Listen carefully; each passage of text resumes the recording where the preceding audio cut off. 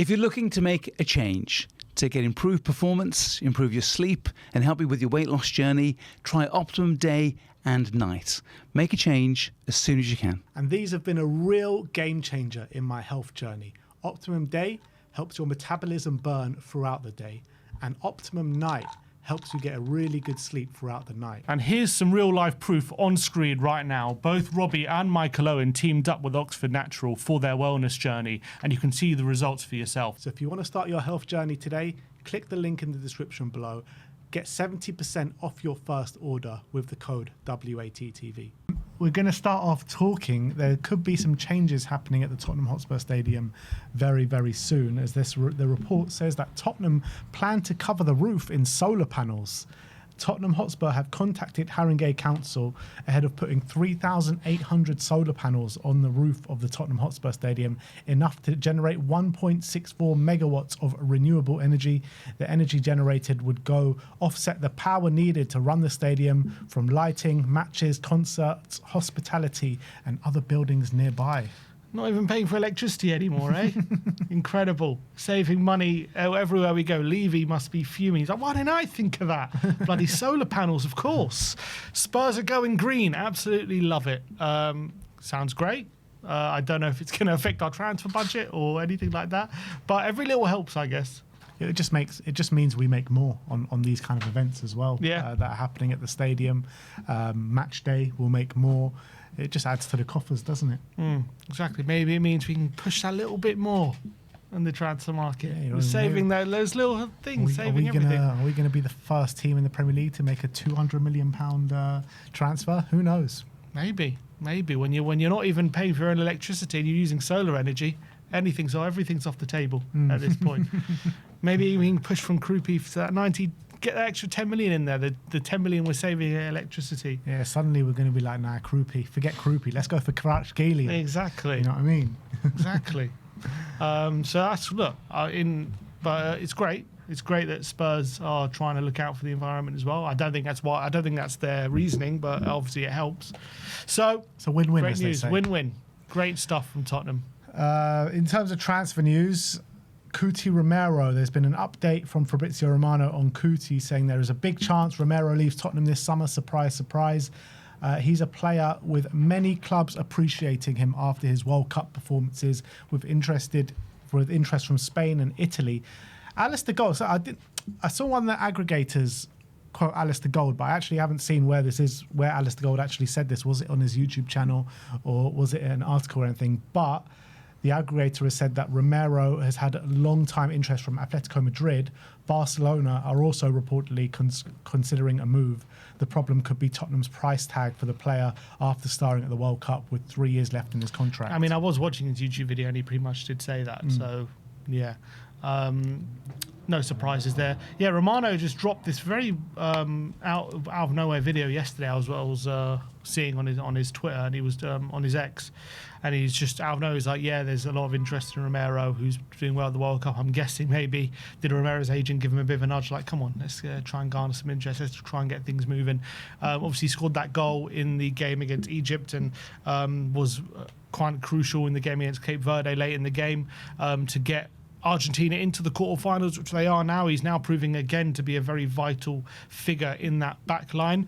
It's very interesting watching him and Lisandro Martinez try and play centre-back together. I don't think it's kind of working. You got two kind of bulldogs together, and they're both kind of doing what Romero does, but now you've got someone next to him who's doing exactly the same thing, and it's just causing chaos at the back.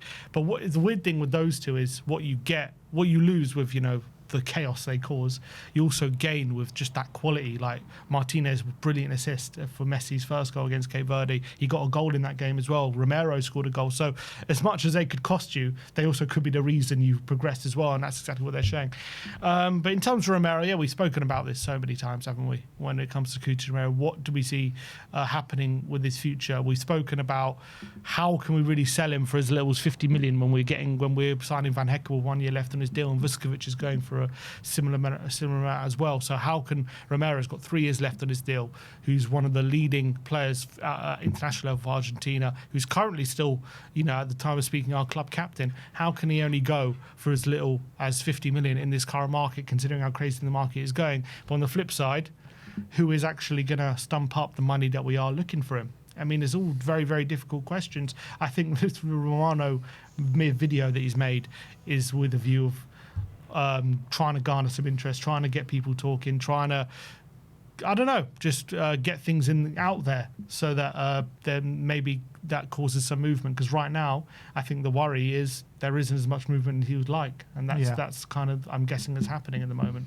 Yeah, I think Barcelona would be a perfect move for him, to be honest. I think Atletico Madrid as well. I think both of them would be really good moves. But especially the way Barcelona like to play, and Hansi Flick in his high line, wants ball-playing centre-backs. I think he would love a move to Barcelona, you know, fighting for the top honours at the top of the game. You know, interesting. He said he's interested in Italy as well.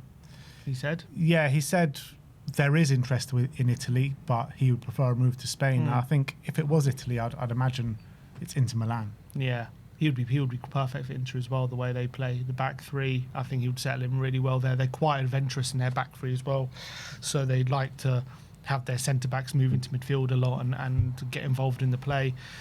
Again, could they afford him? We know Inter don't usually sign players for big money. They love free transfers, don't they? They love going down that route. Let's see how much they actually have spent into Milan. Yeah, they don't, off the top of my head, they don't seem to spend big money usually on players. But maybe they can afford it this summer because they've been frugal. Who knows? There's big rumours of like Bastoni leaving. So if he leaves like big money to replace him, Romero, there could be an opportunity there. Could he go back to Juve? Obviously, he was once there, and they didn't obviously fancy him at the time, and he went on loan to Atalanta, which obviously snowballed him coming to Tottenham. Could Juve go back in for him? But again, it comes down to if the La Liga clubs can't afford him, how can the Serie A clubs afford him? You know, you'd think they're even less likely to be able to afford him. So it's going to be very interesting to see where he lands. Do Tottenham get the figure they're happy with? Is there going to be a compromise? Is he going to end up staying? I think that's the least likely scenario. I could see maybe a loan with an optional obligation to buy potentially happening with this one. I think Tottenham, I think, as I've said before, I think Tottenham have budgeted this window in mind with getting money for Romero. I think that's kind of been the plan. So I don't think they would want to deviate from that. So I'm just looking at Inter Milan's transfer history. I mean, the last time that they spent over 40 million was in 2021 with Achraf Hakimi, and the last time that they spent an actual, massive significant fee was for Lukaku, with 70 million of Manchester United in 1920.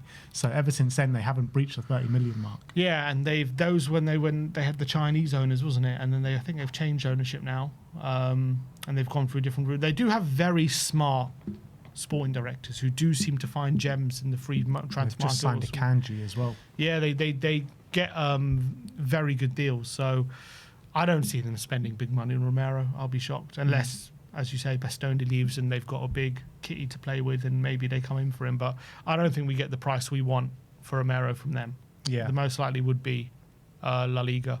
I agree. There's been this report on Vicario. I think it's an absolute nonsense report, to be honest. But Calcio Mercato is saying that Juventus want Vicario to replace Di Gregorio, who has now emerged as a target for Tottenham. Spurs have made an inquiry with Roberto De Zerbi, a strong admirer of the Juventus goalkeeper. The situation has opened the door for a possible swap deal between the two clubs. I ain't buying that whatsoever. There is no chance that we're getting another keeper in, surely. Especially one who is clearly unfancied. Look, the reality is Juve don't want him. So why would we want him? They want to replace him with Vicario. So why would we get him in? To play second fiddle to Kinski? We just got Dubravka for that. So why would we want another second choice keeper? When journalists write these articles, honestly, it's like, do they not just see what's happening at Tottenham? Obviously, we've given Kinski a 5-year deal. We've signed Dubravka. Obviously, Brandon Austin's here.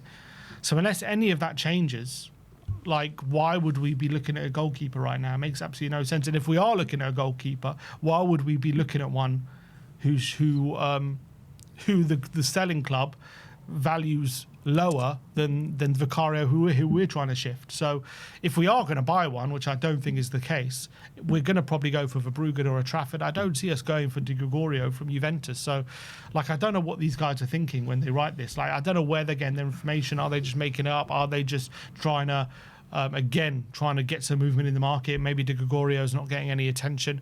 Maybe they're trying to get other clubs out of the woodwork with putting Tottenham's name there, but it makes no sense. Why would it happen? None at all. Unless Kinski's leaving or whatever, that doesn't make any sense. We just gave him a contract, and we've got the number 2 with Dubravka now, so that is settled. That goalkeeping situation is finished. I don't see why anyone keeps linking us to keepers or selling keepers or whatever. I mean, Viccario's obviously leaving, we know that, but Kinski's going to be our number 1. Yeah, for sure. So it makes no sense. Absolutely no sense. So, but like, if you're going to make up Aruba, why not make it believable? Like, I don't understand. maybe to people that don't, consistently follow the news, it could be a bit believable. Yeah, potentially.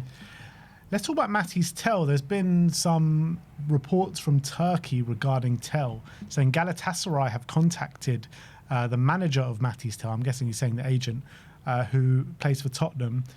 Tel is not cold to Galatasaray. He's not cold, so he's warm. He's warm. He likes the idea, apparently. Galatasaray have made an official offer to Tottenham. Tottenham are demanding 30 million euros for Tel. With all these reports of wingers and stuff, could Tel potentially be a fall guy? Yeah, he could. I don't think he goes to Galatasaray, but I think he could be a fall guy.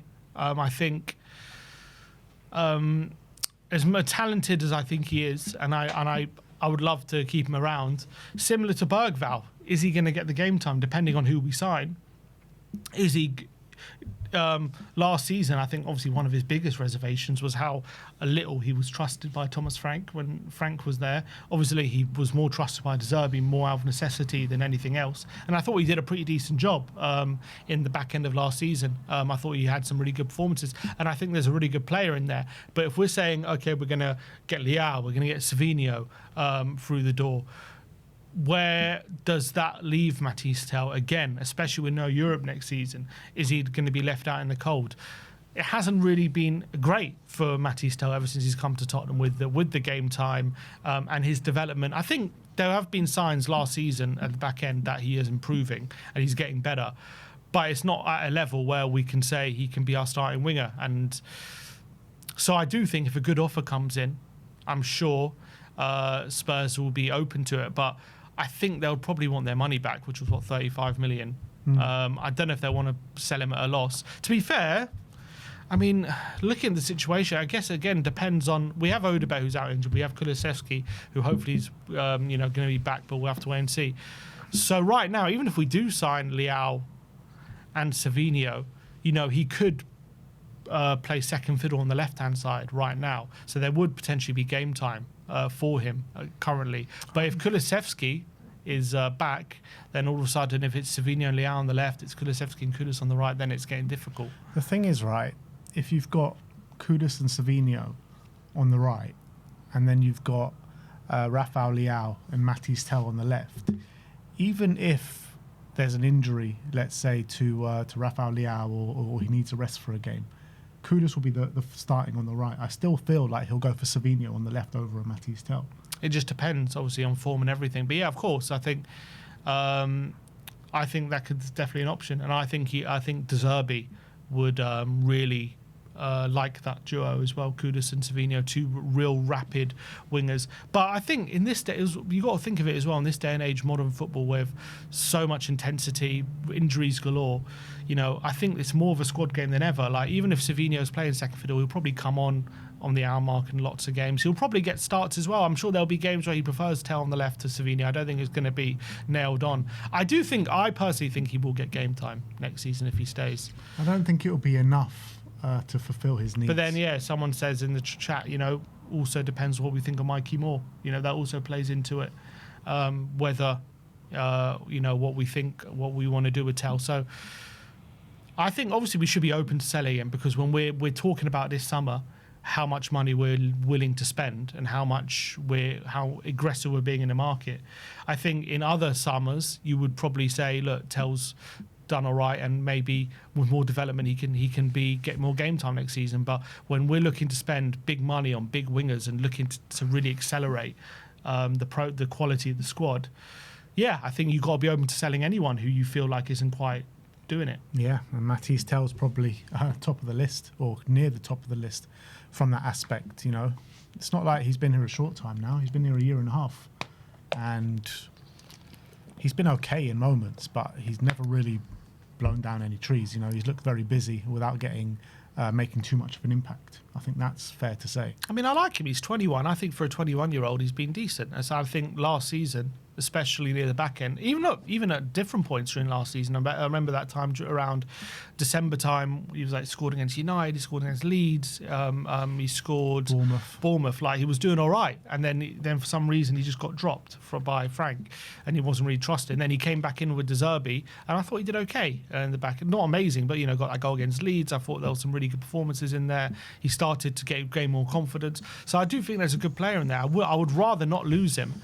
But if we're talking about selling him and then signing whoever, another player on top of Savinho and Leao potentially, then I'm open to that as well. And I think, Tel, maybe should go somewhere where they're going to make him their number one winger or in the attack somewhere, and who's more trusted. So I think if we can get a good offer, I'm open to selling him, but I do like him. I think he's got a big future as well. It's just similar situation to Bergvall. I want to keep Bergvall as well, but if he's not happy with the game time potentially he's going to come up against next season, and he wants somewhere to guaranteed more game time and progress his career, then it makes sense. But I would rather keep Bergvall. Though, like Bergvall, shown a lot more than Tel. I think Tel was, he has, but still, I think Tel has shown enough for me to want to keep him. Look, I guess he's never had a consistent run of games. That's the thing. Like, maybe if he had a consistent run of games, he would have shown a bit more. But I've never been that happy with Tel, apart from a few games here and there.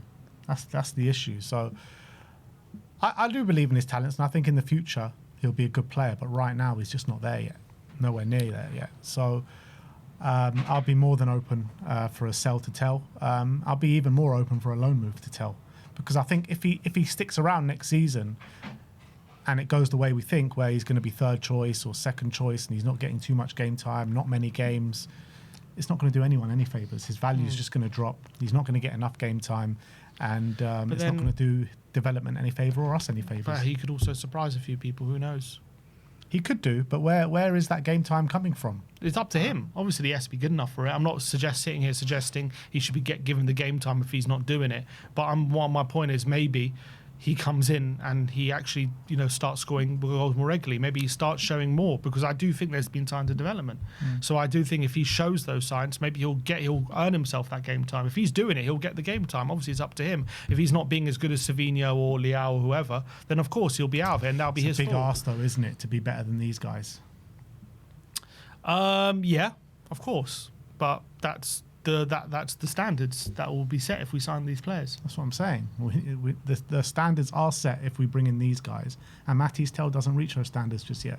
Right now, but I'm saying there's been signs of development, so I'm willing to give him another opportunity if he wants to stay. I like him. I think there's a player worth investing in my opinion. But as I say, if we get a good offer, I'm happy, but I wouldn't sell him for cheap. I wouldn't take a loss on him, in my opinion. Would you take your money back? I think if we got our money back from him, I'll take it. So you take 35 but not 30? I mean, I'll take either, to be honest. I wouldn't want to take a loss on him. All right, let's move on and let's talk about some potential incomings. I've been linked again to Said El Mala. Caught Offside and Bild are reporting that Tottenham continue to monitor the situation for Said El Mala, who has attracted interest from Brentford and other Premier League clubs. The German side are pursuing a clear transfer strategy and reportedly value their higher rate attacker at around 50 million euros. The winger is also being closely monitored by Liverpool, who are keeping him as an option after getting snubbed by Jan Diamande. Yeah, and he's a player who's shown in the Bundesliga he can score. He's got real talent. Obviously, if we were to sell Tel and get him in, then I'm all for that. I don't mind that at all. Even though he's younger, I think obviously he's showing right now he's got a bit more output, a bit more about him than Tel. So I think, yeah, that's obviously a good option. Could we? I think he's probably an alternative to Savinho. I would say a bit of a younger one, a younger winger. I don't see us signing him and Savinho.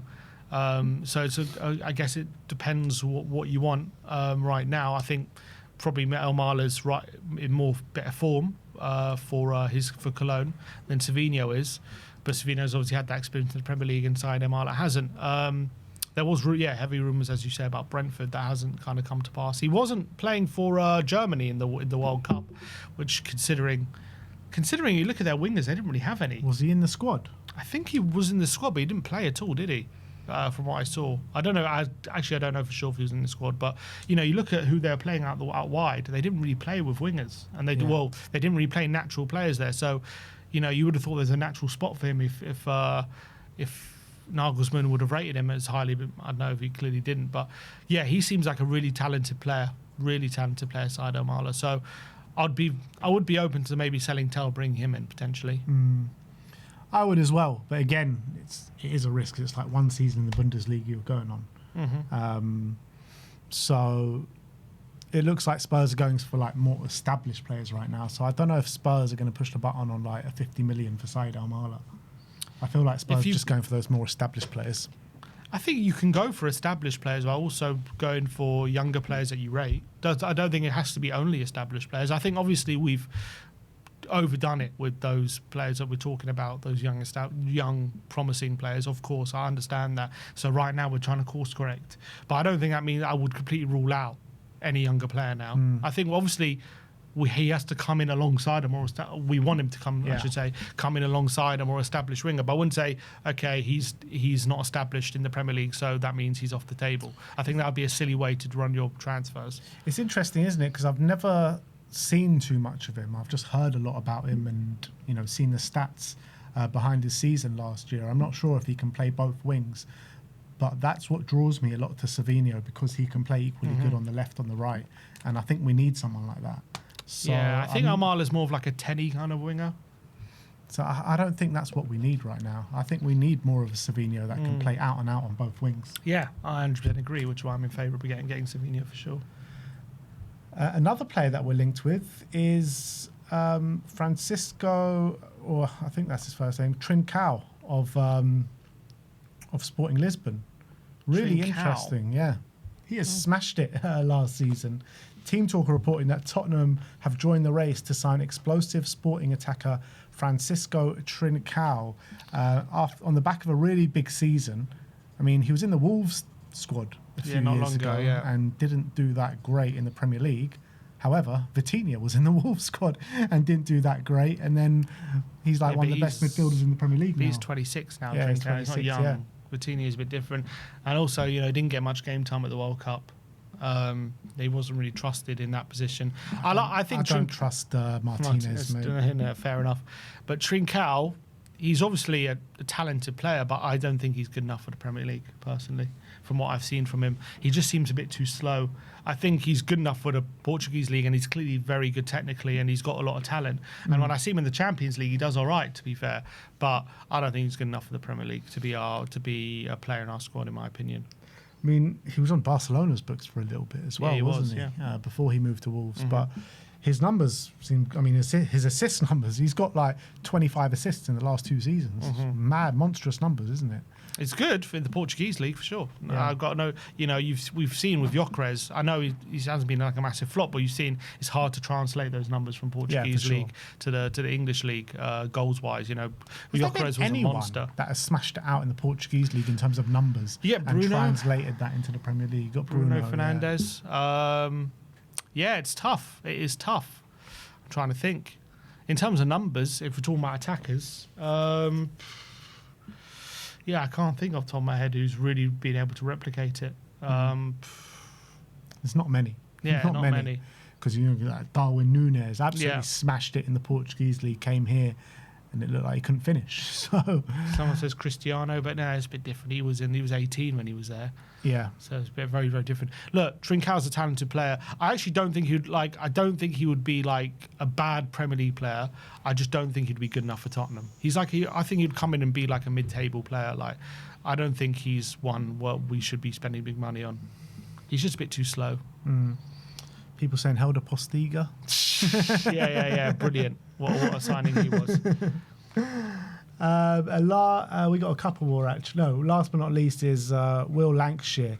There's been some reports from Preston saying that some Preston publications saying that Preston has submitted a loan move for Will Lankshear. Several other clubs are interested. Spurs may keep him for pre-season before deciding on his future. Paul Heckingbottom is pushing hard with Preston offering a full wage coverage. Preston splashing that cash at the moment. 6 million for Alfie Devine, full wage coverage for Will Lankshear. Not bad. Yeah, we've spoken about Lankshear quite a bit. I think hopefully we've seen obviously the videos in pre-season with some excellent finishing off the back of what was a really good loan spell at Oxford. I think in general a loan spell would be good for him again. A better championship team who's not challenging for relegation, and where he's got his mate Alfie. I'm sure they're friends. Alfie Devine out Preston now, and obviously even played with each other that much. I'm sure they know each other. And we've got we've got a good relationship with Preston now, with Peter Ridsdale and saying all those nice things. So I think sending him to Preston's not a bad idea. But yeah, I'd really be intrigued to see what De Zerbi thinks of him first, though, and if he could have any sort of value, because when you've got a player that young scoring a decent amount of goals at the level of the Championship, off the back of how many goals he was scoring, if you remember, under 21 level, he was absolutely smashing that out. Scorer, yeah. He was like 30, 40, he was banging them in for fun. And then now he's gone to the Championship and he's banging in goals there. Hasn't even didn't even go to a League 2 or League 1 team. He skipped straight to the Championship and he's already scoring goals. So that is the sign of a player that potentially could be a very good goal scorer down the line. So I would definitely take a look in pre-season, see could he fill in a role? Could he? Do you think he could add value to our attack right now, or is it worth just aiding his development even more, getting him another Championship or even maybe a lower Premier League loan to aid that development and get him the more and more game time? So I think we have to make that decision. But I think, yeah, Preston, I'm not surprised they're maybe jumping at the chance, because I think they saw the goals he scored last season. They could probably do with them up front. Preston could be a big player in the Championship next season with this money that they've got, new owners splashing the cash. You never know. Preston could be up there in like playoff spaces or something like that. Mm-hmm. You know how tight the Championship can be. Where did they finish last season? I can't remember where they finished last season. I'll tell you in a sec. But look, I wouldn't be against Preston. I'd prefer him, if we're going to loan him out, I'd prefer him to go to a Championship, a Premier League team, like a Hull or a Coventry. Let's see how he fares in the Premier League. That would be obviously my number one. Yeah, yeah, for sure. And I don't see why not. Like a club like that don't pick him up. Like, why not? Preston finished 14th. Okay. So, and the playoffs go down to 8th this season, and they were 9 points off 8th. So with some extra players in there and some more quality, there's no reason why they can't finish in the Championship, in the playoffs. Yeah, it's going to be difficult, but they can do it. Of course it'll be difficult. But let us know your thoughts. Do you want Will Lankshear to stick around, or do you want him to go out on loan next season? I see the values in both. I think he's got the quality to potentially be our third choice striker, but then again that might stunt his development with the lack of game time. So I think for him alone, probably a loan move would be the best to like a Premier League side. Maybe a West Ham, to West Ham. I would take that. Someone says keep him around till January maybe, and then send him on loan. If you keep him around till January, we go into the Cups early this year, the League Cup second round, he can get that game time in those kind of games, and potentially some sub-appearances in the Premier League. So, yeah, I wouldn't be against that. Yeah, I hope he gets a pre-season. I'd hope he gets some opportunity to impress in the pre-season games as well. He will. So, I remember, what was it, in Ange's second season, he played some pre-season games and got some goals. If I remember, like Hearts, he scored. I think maybe scored one more as well. Scored against Galatasaray. Scored against Galatasaray. I know, but I'm talking about in pre-season. Oh. He scored impressed in that pre-season, didn't he? And then obviously was kept around, scored against Galatasaray, had some decent games. So there is a good player in there, I think, but it's just what level he truly is at. It's hard to say. Yeah. I think the thing is about Will Lankshear, like his finishing ability is undeniable. But on top of that, he's got that physical presence. At 21 years of age, to have a frame like that and to compete, at the likes of Galatasaray away and whoever he's been playing for Tottenham and in the Championship, I think it's so unique. And I think he is a player that could go really far in the game. I really believe that. So let us know your thoughts on all the news stories that we have brought you today. That is your Tottenham update.